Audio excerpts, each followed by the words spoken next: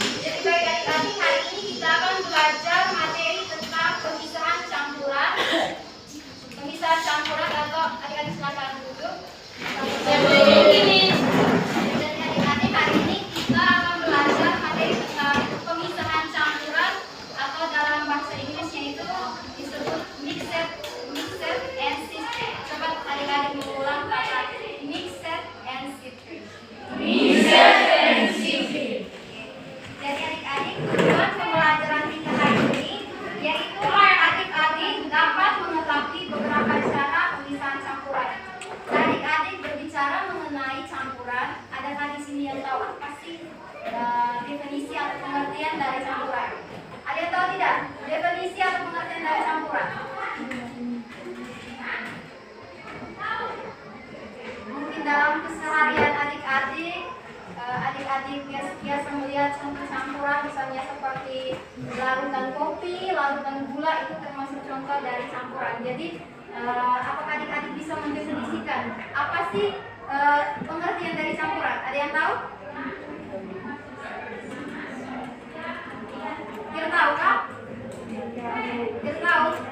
Oke, jadi baik adik-adik, campuran itu merupakan penggabungan dua zat murni atau lebih yang masih mempunyai sifat-sifat asalnya dan tidak mempunyai komposisi tertentu.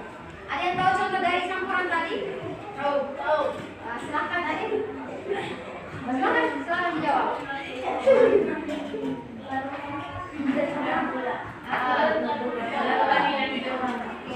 Jadi contoh campuran seperti yang sudah ada. Siapa tadi yang menjawab? Kita baru berikan aplaus untuk Ani. Seperti larutan gula, sirup, tinta atau pembakaran, terus larutan teh juga, dan masih banyak lagi. Adik-adik pernah lihat campuran misalnya pasir dan air? Pernah. Juga contoh dari campuran. Dan adik-adik kita ambil salah satu contohnya dari larutan gula. Jadi kata mau jelaskan sedikit.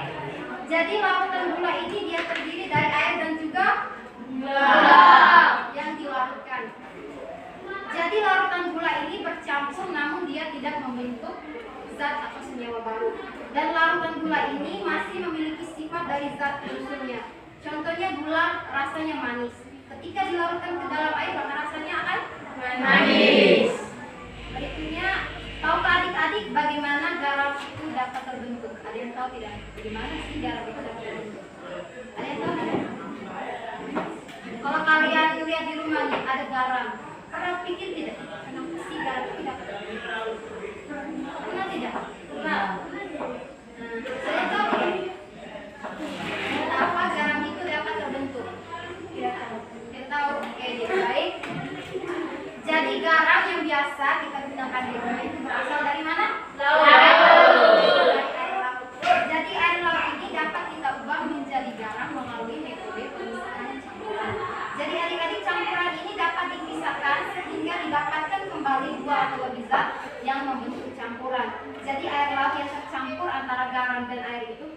dapat pisahkan menjadi air dan juga garam. Nah, yang berikutnya metode pemisahan campuran. Jadi adik-adik, metode pemisahan campuran ini merupakan salah satu cara yang digunakan untuk memurnikan senyawa atau kelompok senyawa yang mempunyai susunan kimia yang berkaitan dari bahan baik dalam bahan laboratorium maupun industri. Jadi misalnya tadi yang sudah kakak jelaskan tadi, misalnya garam ini sehingga mendapatkan garam itu kita melalui metode yang namanya metode pemisahan campuran. Jadi dari metode pemisahan campuran ini ada berbagai jenis atau berbagai macam. Yang pertama itu metode filtrasi, yang berikut metode sentrifugasi, lalu yang berikut metode destilasi atau penyulingan, kemudian kromatografi, kristalisasi dan juga dekantasi. Nah, metode yang pertama itu filtrasi. Ada yang tahu pengertian atau definisi dari filtrasi? Tahu kan? Bisa rangkum. Ya, silakan Ade. Siapa tadi? Siapa?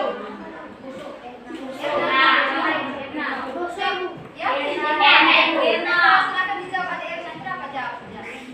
Yang adik-adik ketahui apa sih filtrasi? Jawab saja, dijawab.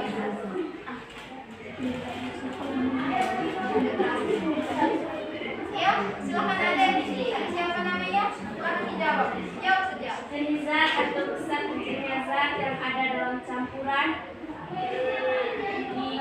di dalam laboratorium. Misal ini biasanya menggunakan klorofil dan potassium. Terima kasih untuk adik Erna. Kita berikan aplaus untuk adik Erna.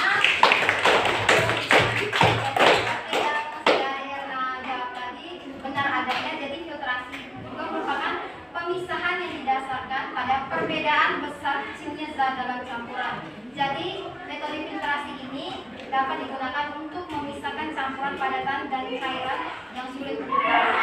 Nah, alat yang digunakan untuk dilakukan proses filtrasi juga berupa penyaring atau kertas filter. Adik-adik pernah lihat kertas filter? Tidak. Pernah masuk lab? Tidak. Pernah lihat saringan di rumah tidak? Tidak. Saringan kopi pernah tidak? Nah, itu termasuk alat yang digunakan untuk filtrasi atau penyaringan. Nah, adik-adik, penyaring dengan bahan yang memiliki pori-pori. Adik-adik pernah lihat toh ini apa, saringan itu kan pasti ada pori-porinya, lubang kecil ya toh. Nah, jadi itu yang dinamakan pori-pori. Jadi pori-pori ini dia berfungsi untuk membuat partikel ya, sebagai penyaring juga. Jadi untuk membuat partikel besar tertahan dan juga partikel kecil dapat melewati celahnya. Jadi contoh bisa melakukan dengan cara filtrasi ini adalah memisahkan ampas kopi dengan air. Ada yang minum kopi di sini?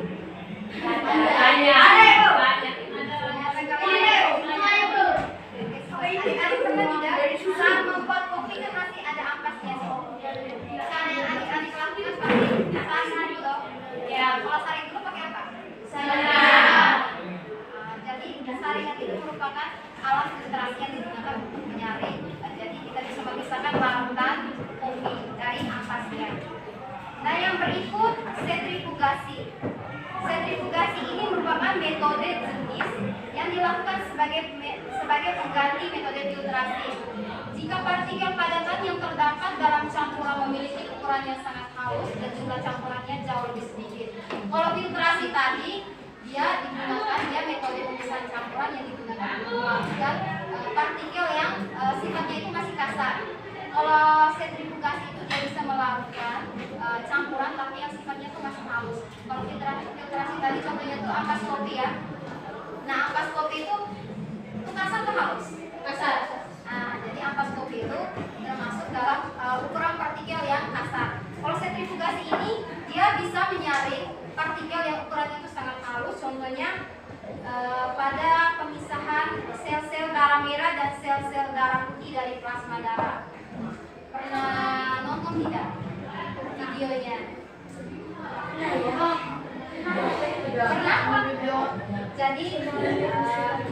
Jadi padatan dalam sel-sel darah merah dan sel-sel darah putih yang akan mengumpul di dasar tabung reaksi, sedangkan plasma darah itu dia akan berupa cairan yang berada di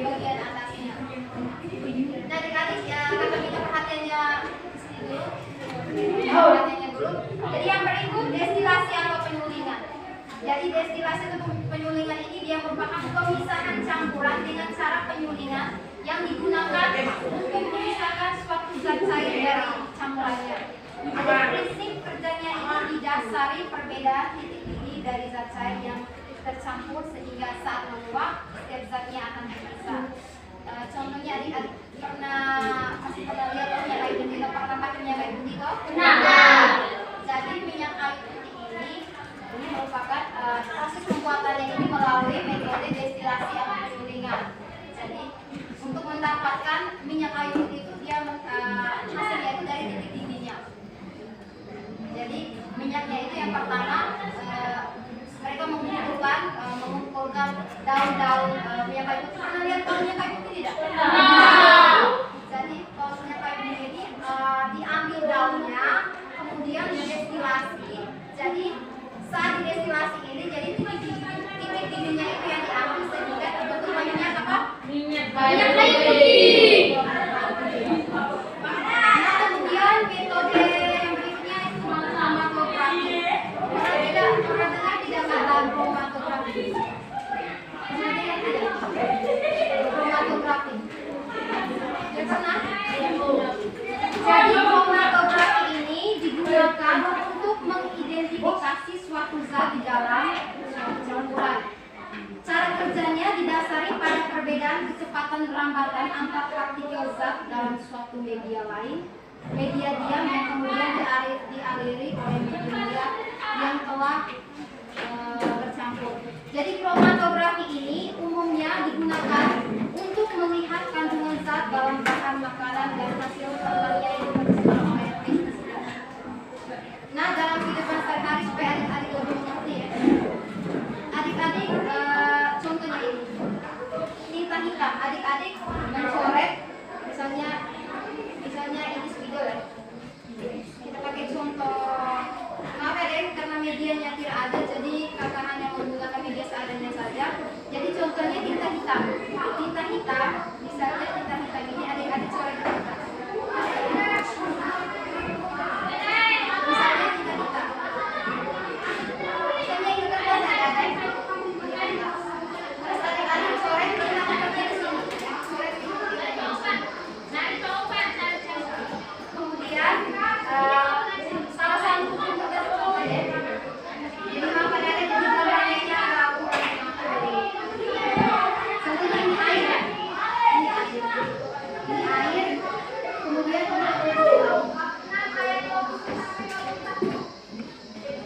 kertas ini adik-adik sudah coret dengan tinta hitam. Kemudian adik-adik celupkan ujung kertas ini ke dalam air.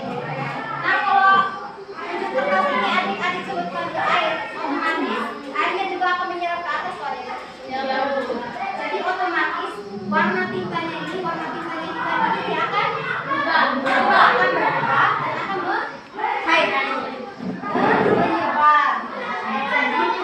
Jadi air yang sudah disentuh kertasnya ini dia akan mempengaruhi warna dari kertas yang sudah kita coret tadi. Jadi dia akan menyebar dan kemudian mengubah menjadi warna yang berbeda. Misalnya ini warna hitam, ini saja dia akan berubah menjadi warna dengan warna.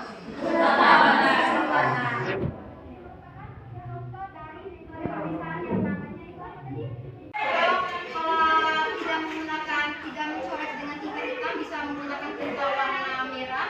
Jadi mencelupkan air, nanti warnanya itu juga sendirinya warnanya akan berubah. Nanti ada bisa benar tidak kata-kata tadi kalau kita celupkan tintanya ke kertas, warnanya itu akan menyebar dan berubah warna.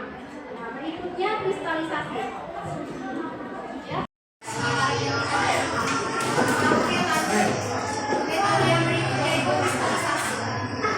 Kristalisasi merupakan pemisahan campuran zat padat dan zat cair dengan cara menguapkan zat cair. Contoh kristalisasi dalam kehidupan sehari-hari adalah membuat garam dari laut. Ya, membuat garam dari laut yang sudah biasa tadi.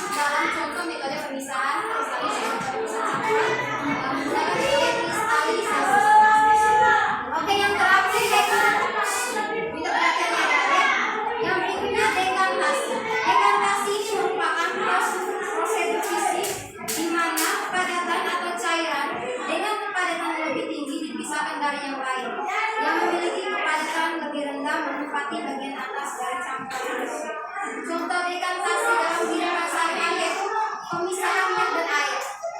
Adik-adik pernah lihat tidak? Misalnya adik-adik ada minyak, misalnya ada minyak di gelas, kemudian adik-adik tidak sengaja menuangkan air ke dalam gelas yang berisi minyak. Nah, apa yang terjadi? Minyak